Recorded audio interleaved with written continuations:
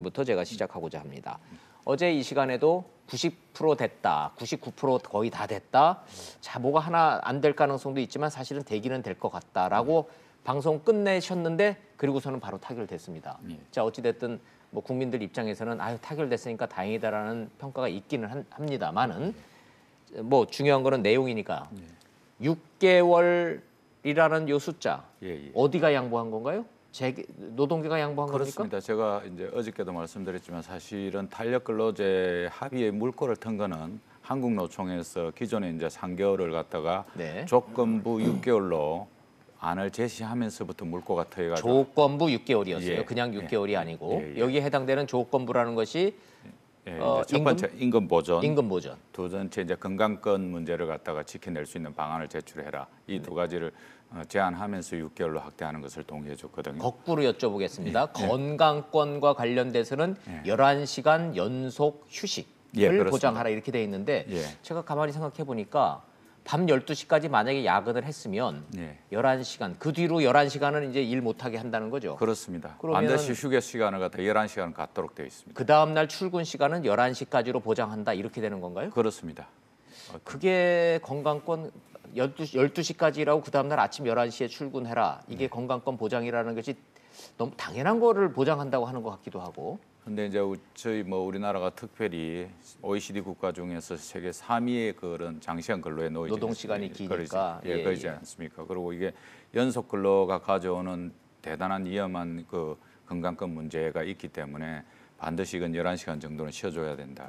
이 대목은 재계가 양보했다 이렇게 평가 가능합니까? 재계도 동의한 거죠. 그것보다도 더 계속해서 연속적으로 시키면 바로 건강에 문제가 생길 수도 있고 특히 뭐 최근에도 그래픽 노동자 17시간씩 막 일하고 이런 사례들 봤을 때 감당할 수 없는 그런 사안이기 때문에 재계도 이 부분과 관련해서는 큰 이견은 없었습니다. 좋습니다. 임금 조건은요? 임금 조건과 관련해서는 이제 할증 문제가 현장에서는 이제 어차피 이제 연장 근로이기 때문에 1.5배로 가산해서 주도록 이렇게 돼 있는데 이 문제가 좀 끝까지 좀 쟁점으로 남아 있었습니다. 그래서 이제 현장에서는 다 그렇게 되고 있는데 경총에서는 사실은 이 부분과 관련해서 좀 할증을 그대로 집어넣으면은 뭐 탄력 근로제냐 이것이 이러면서 논란이 있었지만 결국은 이제 임금은 감소하지 않는다로 합의했기 때문에 현장에서는 다 1.5배 연장 근로에 대한 가산 금리가 지켜줄 수밖에 없다.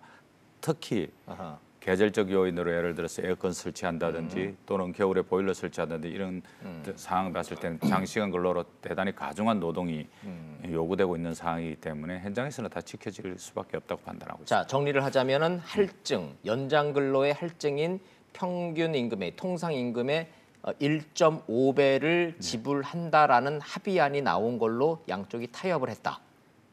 네, 뭐 할증까지 합의됐다고 이렇게 보기는 없지만 임금 보정 방안은 반드시 만든다. 좋습니다. 그리고 그걸 이제 노동부 장관한테 보고한다. 이렇게. 좋습니다. 임금 보전 부분은 매우 민감하고 복잡하고 다들 관심이 많은 내용이니까 요 다음 텀에서 세 분한테 자세히 시청자 여러분들의 궁금증 남지 않도록 풀어드리겠습니다. 지금은 총평의 시간. 조성주 협력관님, 노동 전문가로서 어제 타협안 딱 내용 보고 몇 점 주세요? 저는 좀 후하게 주는 편입니다. 몇 점으로? 네, 저는 한 80점 이상. 80점 이상은 받은 합의안이다. 네, 그렇게 볼 수 있을 것 그 같습니다. 이유 근거는요? 그러니까 사실 사회적 대화의 내용이라는 건 어느 한쪽도 100% 만족할 수 있는 건 원래 없는 거거든요. 그래서 아마 노동계도 불만이 있을 거고 재계도 있을 거고 사실 정부 입장에서도 원래 의도했던 것보다는 조금 더 미진했다고 다들 느낄 거예요. 그러나 민주주의에서 이해관계라는 게 이렇게 다 100% 만족할 수 없기 때문에 이 정도면은 각자가 조금씩은 양보 또는 부족한 부분을 인정하면서 현실적 타협을 한 것이다 라고 평가해줘야 되고 특히 그런 면에서는 저는 개인적으로 한국노총이 굉장히 용기 있는 선택을 했다. 왜냐하면 3개월이라는 건 지금 입법으로 이미 박혀 있는 거를 사실은 양보한 거거든요. 노동계 입장에서는 6개월까지 확대해 주는 거는 만만치 않은 결정을 해야 되는 건데 쉽지 않은 양보였다고 양보를 보시는군요. 했고 재계 입장에서도 뭐 1년까지도 요구를 했었지만 6개월이면 충분히 계절적 요인들이나 이런 산업들에서 좀 그 충격을 완화할 수 있는 것이 있을 거고 조금 아마 노동계 입장에서는 임금 보전 방안 좀 이따 얘기하겠지만은 요게 이제 신고로 되어 있는데 요거를 좀 더 이제 강제성 있게 하고 싶었을 거예요. 그러니까 예를 들면 과태료 부과니까 좀 마음을 안 좋게 먹은 사업주는 그냥 일부 과태료 내고 맞고 내고 그냥 말자 내가 이렇게 되는 거고. 걸릴 때까지 예, 예, 신고 안 하고 예. 하자 이렇게 견제해서 나올 수도 있거든요. 그런데 그런 면에서 어쨌든 조금 뭐랄까요? 약한데 규제가 약하다고 느낄 수 있지만 일단은 그 부분을 어쨌든 신고해서 노동부가 좀 잘 감독할 수 있게 정부가 조금 적극적 행정에 나선다면 나름 현장에서 좀 안착될 수도 있지 않을까. 네. 물론 악용하는 사례도 일탈 사례도 나오겠지만 그거는 그만큼 정부가 신경을 써야겠죠. 예. 예. 자, 전체적으로 80점 후하게 점수 주셨는데 뒤집어 얘기해서 20점이 미진하다는 부분은 이 강제 규정에 있어서의 과태료 부분이 조금 마음에 안 드신다라는 뜻으로 이해도 되겠습니까? 저로서는 현실적으로는 아마 3주체가 그렇게 타협할 수밖에 없을 건데 미진한 20점은 저는 정부의 역할이 좀 클 것 같아요.